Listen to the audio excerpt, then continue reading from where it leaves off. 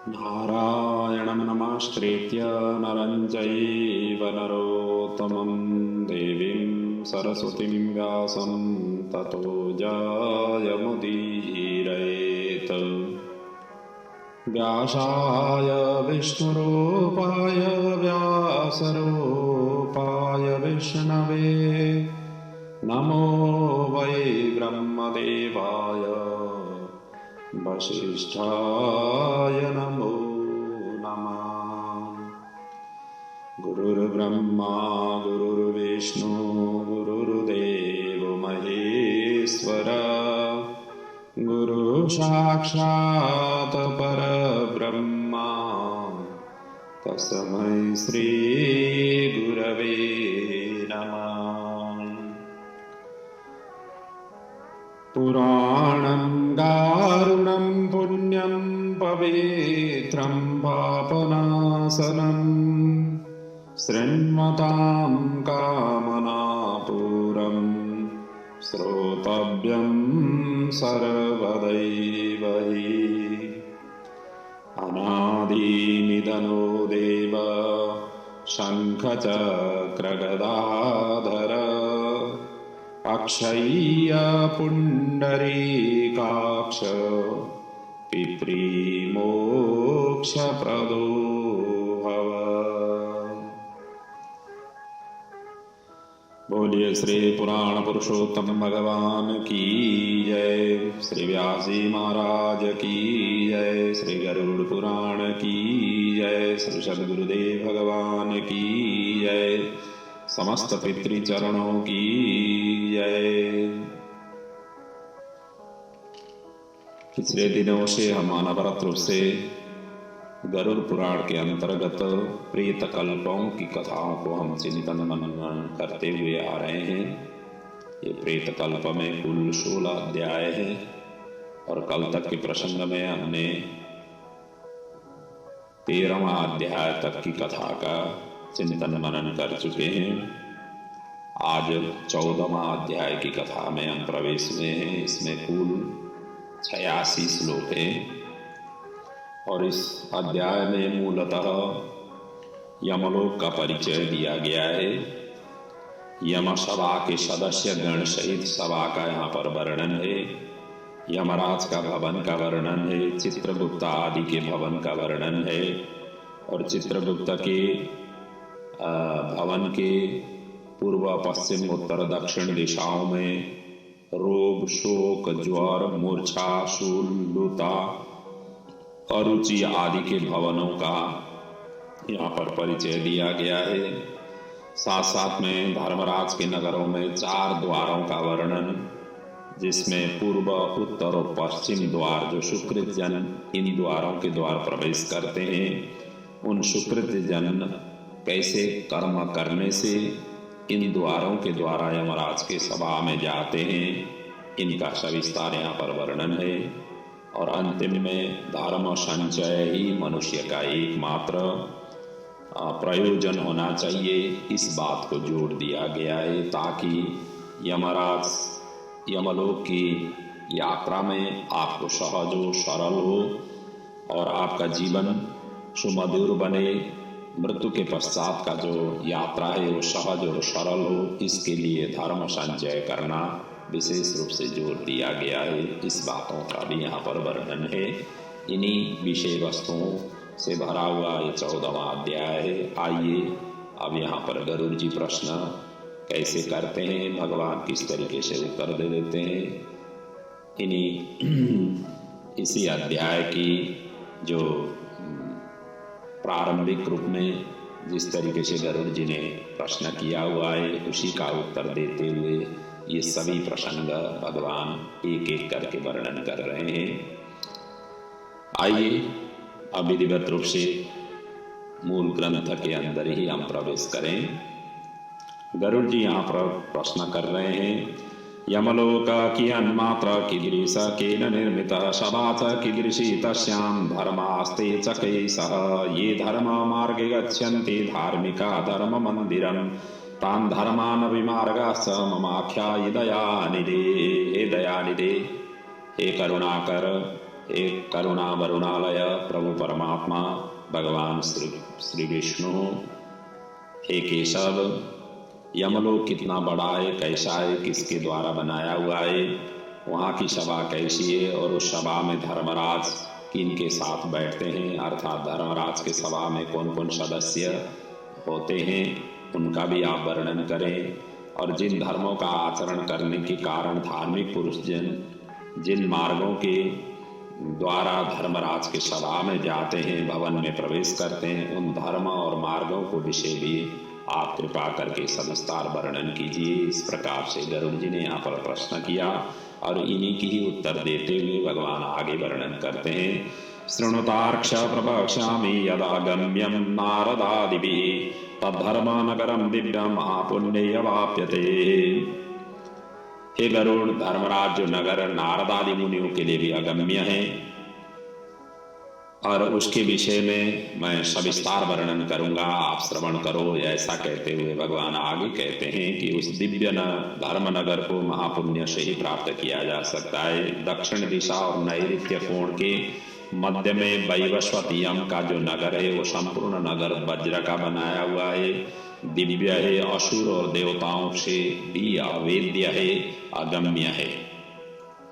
और इतना ही नहीं, वह पूर्व चौकर 4 द्वार वाला उचित चहारी दीवार से घिरा हुआ है, 1000 योजन प्रमाण वाला कहा गया है। और उस पूर्व में चित्रगुप्त का सुंदर मंदिर है जो 25 योजन लंबाई और चौड़ाई से फैला हुआ है। उसकी ऊंचाई 10 योजन है। वह लोहे की अत्यंत दिव्य चहारीदार दीवार से घिरा हुआ है।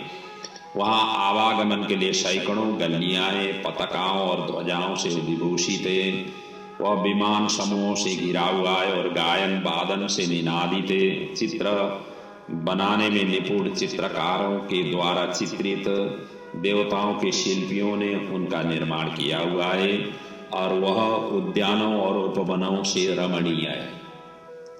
अब यहाँ उद्यान और उपवन 2 शब्द आए हुए हैं। इसका यही है कि फलदार वृक्षों से युक्त वन उद्यान कहा जाता है और फूल युक्त वृक्षों से युक्त वन को उपवन कहा गया है। तो ये दोनों तरीके के वनों से ये भरा हुआ है और नाना प्रकार के पक्षीगण उसमें कलरव करते हैं। चारों ओर से गंधर्व और अप्सराओं से घिरा हुआ है और अपने परम अद्भुत आसन पर स्थित चित्रगुप्त मनुष्य की आयु की यथावत गणना करते रहते हैं। उनका काम ही यही है। इस प्रकार से वर्णन करते हुए भगवान आगे वर्णन करते हैं। मनुष्य के पाप और पुण्य का लेखा जोखा करने में त्रुटि वो चित्रगुप्त नहीं करते हैं। जो शुभ अथवा अशुभ कर्म किया गया है चित्रगुप्त की आज्ञा से उसे उन सब का भोग करना ही होता है। चित्रगुप्त के घर के पूरब की ओर ज्वर का एक बड़ा विशाल घर है। उनके घर के दक्षिण में शूल, लूता और विस्फोट के घर हैं। पश्चिम में कालपास का घर है। साथ साथ में अजीर्ण और अरुचि का भी घर पश्चिम दिशा में ही है। और चित्रगुप्त के भवन के उत्तर और राज रोग और पांडु रोग का घर है। ईशान कोण में शीर पीड़ा का घर है। अग्नि कोण में मूर्छा का घर है। नैऋत्य कोण में अतिसार का, वायव्य कोण में शीत और दाह का। और इस प्रकार भी अन्य अन्य व्याधियों से चित्रगुप्त का भवन घिरा हुआ है। चित्रगुप्त मनुष्य के शुभाशुभ कर्मों को लिखते हैं। चित्रगुप्त के भवन में 20 योजन आगे, इस भवन से 20 योजन आगे नगर के मध्य भाग में धर्मराज का महादिव्य भवन है। वह दिव्य रत्नमय विद्युत की ज्वाला मालाओं से युक्त और सूर्य के समान देदीप्यमान है। और इस भवन का जो धर्मराज का दिव्य महादिव्य भवन है उसका लंबाई चौड़ाई क्या कैसी है उसका भी यहाँ पर वर्णन किया जा रहा है। भगवान कहते हैं 200 योजनानां च विस्तारायामत स्फुटम 50 प्रमाणेन योजनानां समुच्चित्रम। अर्थात वो 200 योजन चौड़ा, 200 योजन लंबा, 50 योजन ऊंचा और 1000 स्तंभों पर धारण किया गया ऐसा ये दिव्य भवन है। और इसमें वैदुर्य मणि से मंडित, स्वर्ण से अलंकृत और अनेक प्रकार के हार्म्य अर्थात धनिकों के भवन और प्रासाद गृह देव सदन और राज सदन से परिपूर्ण है। और वो भवन शरतकालीन मेघ के समान उज्जवल निर्मल सुवर्ण के बने हुए कलशों से अत्यंत मनोहर है। और उसमें चित्र बहुरंगी रंगों से स्फटिक से बनी हुई सीढ़ियां हैं। और वो वज्र हीरा की कुट्टिम अर्थात फर्श से सुशोभित ऐसा दिव्य भवन है। और इतना ही नहीं, मुक्ता जाल गवाक्षम च पातका ध्वजभूषितम घंटानक निनादाढ्यम हेम तोरण मंडितम। अब यहाँ कहा जा रहा है कि रोशनदारों में मोतियों के झल्लारे लगे हुए हैं उस भवन में, और पातकाओं ध्वजकाओं से विभूषित, घंटा नगाड़ों से निनादित, स्वर्ण के बने हुए तोरणों से मंडित, अनेक आश्चर्य से परिपूर्ण स्वर्ण निर्मित सैकड़ों की बाड़ों से युक्त है, कंटक रहित नाना वृक्ष लताओं और गुल्म झाड़ियों से सुशोभित है, और अन्य आभूषणों से भी वह भवन सदा भूषित रहता है। विश्वकर्मा ने अपने आत्मा योग के प्रभाव से उसका निर्माण किया हुआ है, अर्थात विश्वकर्मा द्वारा यह निर्मित है। और तस्मिन् नस्ति सवा दिव्यः शतयोजनमायतः अर्कः प्रकाशभाजिष्णुं सर्वतः कामरूपिणी। अर्थात उस धर्मराज के भवन में 100 योजन लंबी चौड़ी दिव्य सभा है, जो धर्मराज की सभा है, जो सूर्य के समान प्रकाशित है, चारों ओर से दीप्यमान, इच्छानुसार रूप धारण करने वाली है। वहाँ न अधिक ठंडा न अधिक गर्म, मन को अत्यंत हर्षित करने वाले ऐसा दिव्य ये धर्मसभा है। और उसमें रहने वाले किसी को न कोई शोक होता है, न वृद्धावस्था ही सताती है, न भूख प्यासी लगती है, न किसी के साथ अप्रिय घटनाएं होती है। देवलोक और मनुष्यलोक में जितने काम्य विषय का अभिलाषाएं हैं वो सारे के सारे वहां पर मौजूद रहते हैं, उपलब्ध है। और वहाँ सभी तरह के रसों से परिपूर्ण भक्ष्य भोज्य सामग्री चारों ओर प्रचुर मात्रा में है। और इतना ही नहीं, रसवंती चतोयानी शीतान्युषाण उषणानी चैवहि पुण्यः शब्दादयस्तस्यां नित्यं कामफलद्रुमा। और वहाँ उस भवन में सारा शीतल उष्ण जल भी उपलब्ध है, उसमें पुण्यमय शब्दादि विषय भी उपलब्ध है, नित्य मनोवांछित फल प्रदान करने वाले कल्प वृक्ष भी वहाँ पर मौजूद हैं। और सभा सभी प्रकार की बाधा रहित रमणीय कामनाओं को पूर्ण करने वाली है। और विश्वकर्मा ने दीर्घ काल तक तपस्या करके उसका निर्माण किया हुआ है। उसमें उग्र तपस्या करने वाले सुव्रती, सत्यवादी, शांत, सन्यासी, सिद्ध एवं पवित्र कर्म करके शुद्ध हुए पुरुष ही उस धर्म सभा में प्रवेश पाते हैं। इसलिए कहा गया है, तामोग्रह तपसो यान्ति सुव्रता सत्यवादिनः शांता सन्यासिनः सिद्धा पूता पूतेन कर्मणा। अपने पुण्य कर्म से परिपूरित हुए ऐसे व्यक्ति ही उसमें प्रवेश पाते हैं। और उन सभी का देह तेजोमय होता है, आभूषणों से अलंकृत निर्मल वस्त्रों से युक्त होते हैं, अपने किए हुए पुण्य कर्मों के कारण वहां विभूषित होकर के विराजमान रहते हैं। 10 योजन विस्तीर्ण सभी प्रकारों से रत्नों से सुशोभित उस सभा में अनुपम उत्तम आसन पर धर्मराज विद्यमान रहते हैं। वो सत्पुरुषों में श्रेष्ठ हैं। उनके मस्तक पर छत्र सुशोभित है, कानों में कुंडलों से अलंकृत है, श्रीमान महामुकुट से सुशोभित है, सभी प्रकार के अलंकारों से समन्वित नीलमेघ के समान और कांति वाले हैं। हाथ में चवर धारण किए हुए अप्सराएं उन्हें पंखा झुलाती रहती है। और इतना ही नहीं, गंधर्वाणाम समूहा सह सशंखा चापसरो गणः गीतवादित नृत्यादि परितः सेवयन्ति तम्।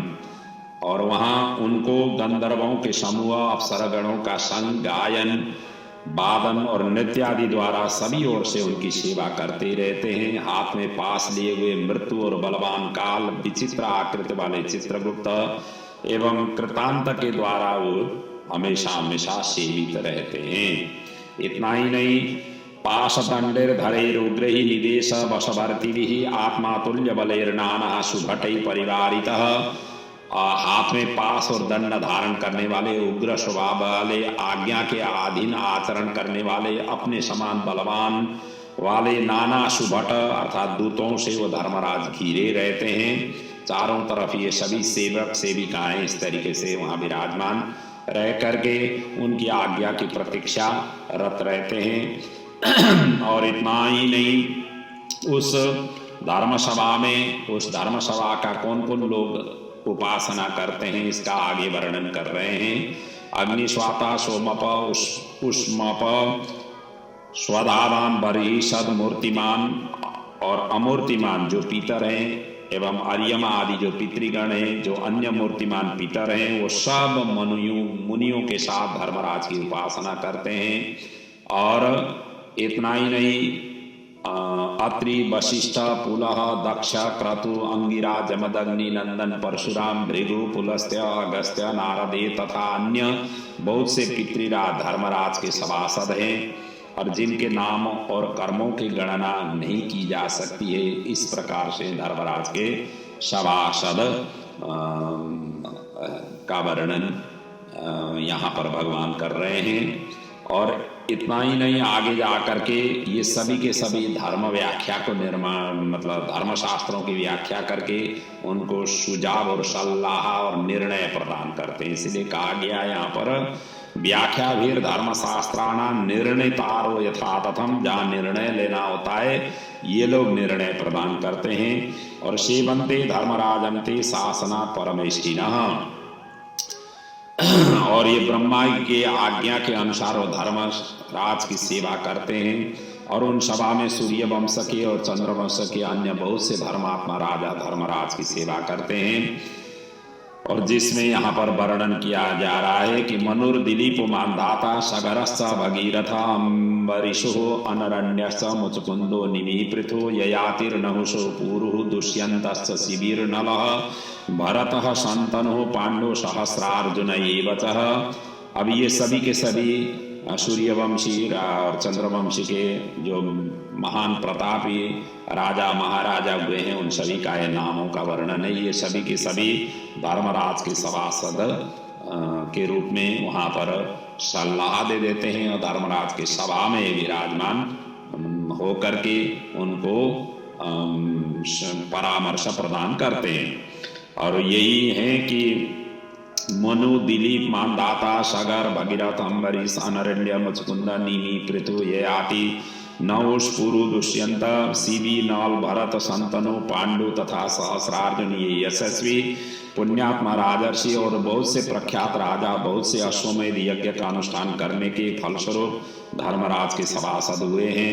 धर्मराज की सभा में धर्म की ही प्रवृत्ति होती है, न वहाँ पक्षपात, न झूठ बोला जाता है, न किसी के प्रति मात्सर्य भाव रहता है। सभी सभासद शास्त्रविद और सभी धर्मपरायण होकर के मौजूद रहते हैं। वो सदा उस सभा में वैवस्वत यम की उपासना करते हैं। महात्मा धर्मराज की वह सभा इस प्रकार की है, जो पापात्मा पुरुष दक्षिण द्वार से वहाँ जाते हैं वो उस सभा को नहीं देख पाते हैं, क्योंकि उनके लिए वो प्रवेश नहीं है।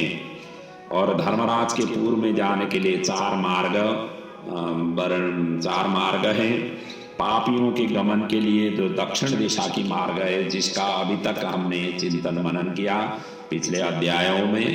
धर्मराज की सभा में जाने वाले बाकी के जो 3 दरवाजे हैं, जिन दरवाजों के द्वारा उनके भवन में प्रवेश मिलता है, उनका वर्णन अब क्रमशः आगे यहाँ पर वर्णन किया जा रहा है कि पूर्वादिभिस्त्रिभिर मार्गैर ये गतः धर्म मंदिरे तेवै सुकृतिनः पुण्यै तस्यां गच्छन्ति तान् शृणुः। ऐसा कहते हुए भगवान आगे वर्णन करते हैं। पूर्वादि 3 मार्गों से धर्मराज के मंदिर में जो जाने वाले सुकृत पुण्यात्मा जो पुरुष हैं, उन पुण्य कर्मों के बल से वहाँ वो जाते हैं। उसके विषय में अब सविस्तार में वर्णन करता हूँ। ऐसा कहते हुए भगवान आगे वर्णन करते हैं। उन मार्गों में जो पहला पूर्व मार्ग है वो सभी प्रकार की सामग्रियों से समन्वित है और पारिजात वृक्ष की छाया से आच्छादित तथा रत्न मंडित है। वह मार्ग विमानों के समूह से संकीर्ण, हंसों के पंक्ति से सुशोभित, विद्रुम के उद्यानों से व्याप्त है और अमृतमय जल से युक्त वो मार्ग है। उस मार्ग में पुण्यात्मा ब्रह्मर्षि, अमलात्मा विमलात्मा, आत्माराम राजर्षि, अप्सरगण, अप्सरोगण गंधर्व विद्याधर महोरगः तीन ब्रह्मर्षयो यान्ति पुण्या राजर्षयो मलाः। अर्थात गंधर्व, विद्याधर, वासुकी आदि महानाग इस मार्ग से जाने को उन्हें अवसर मिलता है, अर्थात ये उस मार्ग से जाते हैं। और अन्य बहुत से देवताओं की आराधना करने वाले, शिव भक्त निष्ठ, ग्रीष्म ऋतु में प्याऊ का दान करने वाले, माघ में आग सेकने के लिए लकड़ी देने वाले, वर्षा ऋतु में या चतुर्मास करने वाले, विरक्त संतों को दान मान आदि प्रदान करके उन्हें विश्राम कराने वाले, दुखी मनुष्यों को अमृतमय वचनों से आश्वासन देने वाले और या आश्रय देने वाले, ऐसे व्यक्तियों का उस पूर्व दिशा की मार्ग से जाने का अवसर उन्हें मिलता है। इतना ही नहीं, आगे जाकर के कहा गया है कि भूमिदा गृहदा गोदा विद्यादान प्रदायक पुराण वक्तृश्रोतार पारायण परायण, अर्थात ये सत्य और धर्म में रहने वाले, सत्य धर्म रता ये चह क्रोध लोभ विवर्जिता पितृ मातृषु ये भक्त्या गुरु शुश्रूषणे रता, ये सभी के सभी ये पूर्व की मार्ग से जाते हैं। अर्थात सत्य और धर्म में रहने वाले, क्रोध और लोभा से रहित, पिता माता में भक्ति रखने वाले, गुरु की शुश्रूषा में सदा सर्वदा रहने वाले, भूमिदान देने वाले, गृहदान देने वाले, गोदान देने वाले और विद्या प्रदान करने वाले, पुराण के वक्ता श्रोता और पुराणों का पारायण करने वाले, ये सभी के सभी अन्य पुण्यात्मा भी ये पूर्व द्वार से धर्मराज के नगर में प्रवेश पाते हैं।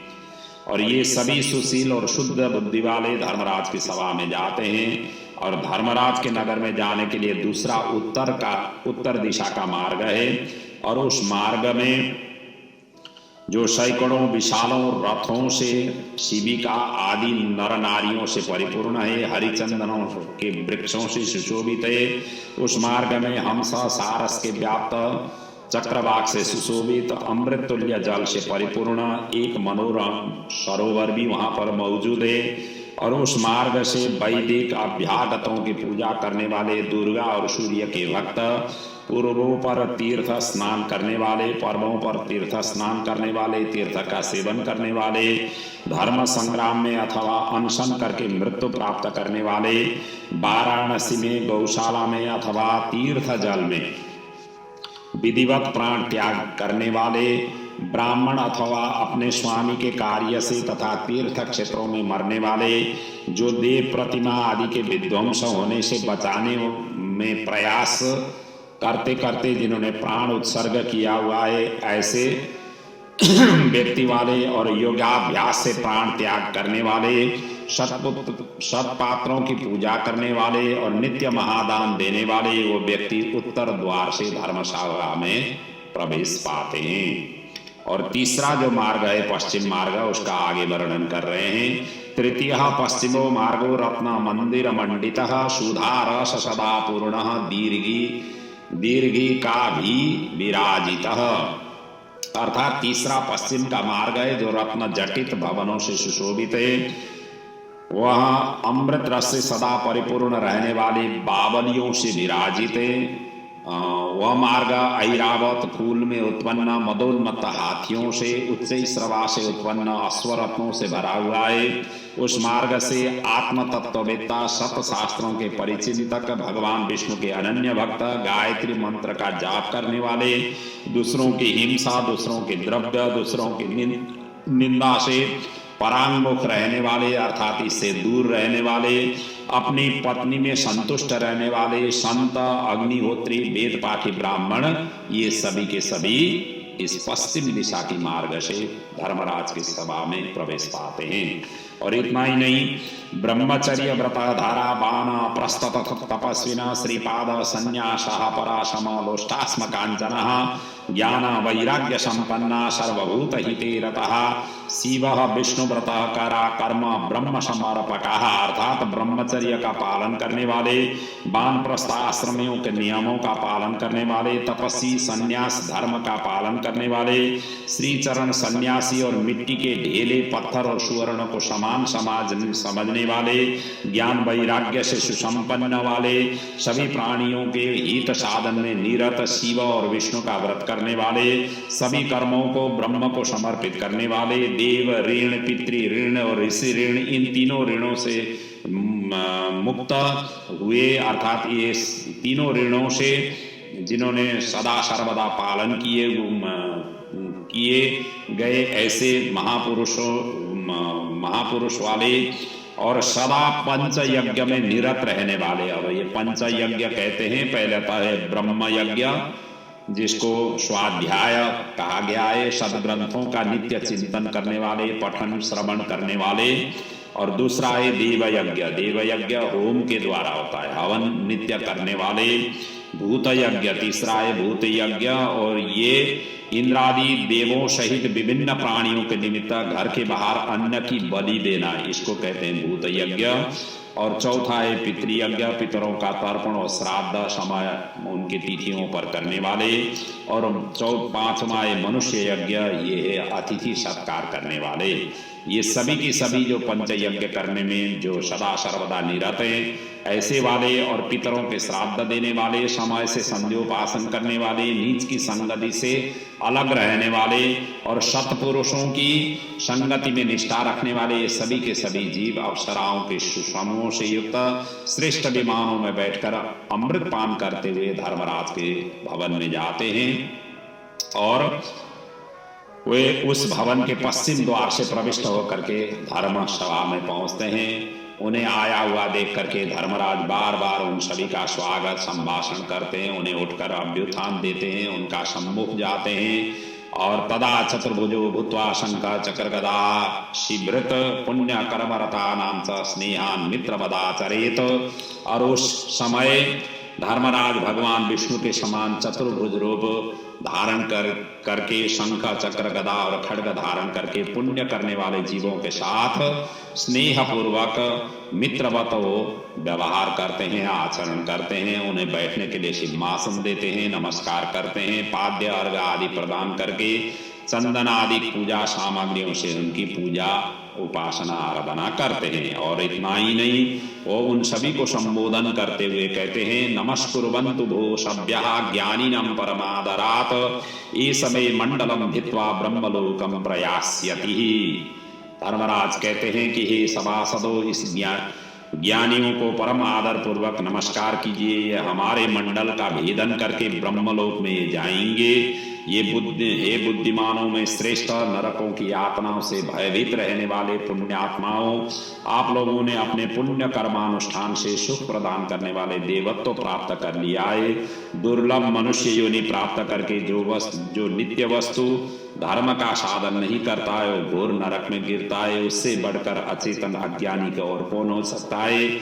इस प्रकार से भगवान धर्मराज इस प्रकार से उपदेश देते हुए कहते हैं कि अस्थिरेण शरीरेण यो अस्थिरैश्च धनादिभिः संचिनोति स्थिरं धर्म क एको बुद्धिमान नरः तस्मा सर्व प्रयत्नेन कर्तव्यो धर्म संचयः गच्छध्वं पुण्यवत स्थानं सर्वभोग समन्वितम्। वो कहते हैं कि ये अस्थिर शरीर से, ये शरीर नित्य नहीं है, अनित्य ये शरीर है, अस्थिर शरीर है। ये अस्थिर शरीर से अस्थिर धन आदि को कोई एक बुद्धिमान पुरुष ही स्थिर धर्म का संचयन कर पाता है। इसलिए सभी प्रकार के प्रयत्नों करके धर्म का संचय करना चाहिए। आप लोग सभी भोगों से परिपूर्ण पुण्यात्माओं के स्थान स्वर्ग में आप लोग अब यहाँ से जाएं। इस प्रकार से उन सभी को ये धर्मराज कहते हुए उनको आगे की यात्रा के लिए प्रशस्त करते हैं और आगे जा कर के भगवान कहते हैं कि इति धर्म वचन श्रुत्वा तम प्रणम्य सभां चताहम अमरै पूज्यमानास्ते तूयमाना मुनीश्वरैः विमाना गण संकीर्णा प्रयान्ति परमं पदम केचित् धर्म सभायां हि तिष्ठन्ति परमादरात्। और यहाँ कहते हैं कि ऐसे धर्मराज के वचनों को सुन करके उनके सभा को प्रणाम करके वो देवताओं के द्वारा पूजित और मनुष्यों के द्वारा स्तुत होकर के विमान समूहों से परम पद को जाते हैं और कुछ परम आदर के साथ धर्मराज की सभा में ही विराजमान रहते हैं। और वहां जाकर के एक कल्प पर्यंत रह करके मनुष्य के लिए दुर्लभ भोगों का उपभोग करके पुण्यात्मा पुरुष शेष पुण्यों को अनुसार पुण्य दर्शन वाले मनुष्य योनि में पुनः वो जन्म लेते हैं और जन्म लेकर के पुनः वो पुण्य कर्म करेंगे और पुण्य कर्म करके फिर ऐसी प्रकार की उनकी दिव्य गति का यात्रा रहती है। और इस लोक में वो महान धर्म धन संपन्न सर्वज्ञ और सभी शास्त्रों से पारंगत होते हैं और पुनः आत्मचिंतन के द्वारा परम गति को प्राप्त करते हैं। और अंतिम में भगवान कहते हैं, हे गरुड़, तुमने यमलोक के विषय में पूछा था, वो सब मैंने बता दिया। इसको भक्ति पूर्वक जो भी सुनता है सुनाता है वो व्यक्ति भी धर्मराज की सभा में उन्हें प्रवेश मिलता है। इन तीनों द्वारों में से इन सभा में उन्हें जाने मिलता है। इस प्रकार की वर्णन करते हुए ये 14वां अध्याय भगवान ने यहाँ पर पूर्ण किया हुआ है। तो ऐसा अद्वितीय अद्भुत ये दिव्य प्रसंगों को श्रवण करते हुए हमें भी जीवन में कुछ न कुछ हम धर्म तो करते ही रहते हैं और जो कर रहे हैं वो तो ठीक है, जो नहीं कर पा रहे हैं करने की कोशिश करें। और यहाँ कई प्रकार के धर्मों के विषय में वर्णन किया हुआ है। केवल धन संपत्ति ही अर्पण करना धर्म नहीं है, धर्म अनेक प्रकार से किया जा सकता है। और ये सभी अनेक प्रकारों में से जो भी अपने लिए प्रभु ने आपका स्वरूप आपके लायक बनाया हुआ है उस प्रकार की कार्य करते हुए इस जीवन को धन्य बनाना है। क्योंकि हम मनुष्य योनि में आए हुए हैं, हम ही कल के लिए भी सोच सकते हैं। तो इसीलिए कल का दिन उज्जवल हो, समुज्वल हो और साथ साथ में कल की यात्रा, मृत्यु के पश्चात की यात्रा हमारा सहज हो, सरल हो, सुंदर हो। ये सभी को मन में रखते हुए ऐसे आचरण व्यवहार करते हुए जीवन को धन्य बनाना चाहिए। यही शिक्षा और प्रेरणा हमें ये प्रेत कल्प की कथाओं से हमें मिल रहा है। और इन्हीं दिव्य प्रसंगों को चिंतन मनन करते हुए आपका जीवन सुमधुर रहे, आपके आने वाली पीढ़ी बड़े धर्माज्ञ पुण्यात्मा ऐसे दिव्य संतति का आपके कुल में वंश में आविर्भाव हो, प्रकट हो और ऐसी की विस्तार हो, आपके पूर्वजों की दिव्य गति प्राप्त हो। यही प्रभु के चरणों में वंदन प्रार्थना करते हुए आज के वाक पुष्प प्रभु परमात्मा के चरणों में समर्पित करते हुए मैं यहाँ पर विराम दे रहा हूँ। ओम पूर्णमदः पूर्णमिदं पूर्णात् पूर्णमुदच्यते पूर्णस्य पूर्णमादाय पूर्णमेवावशिष्यते। ओम शांति शांति शांति। ओम।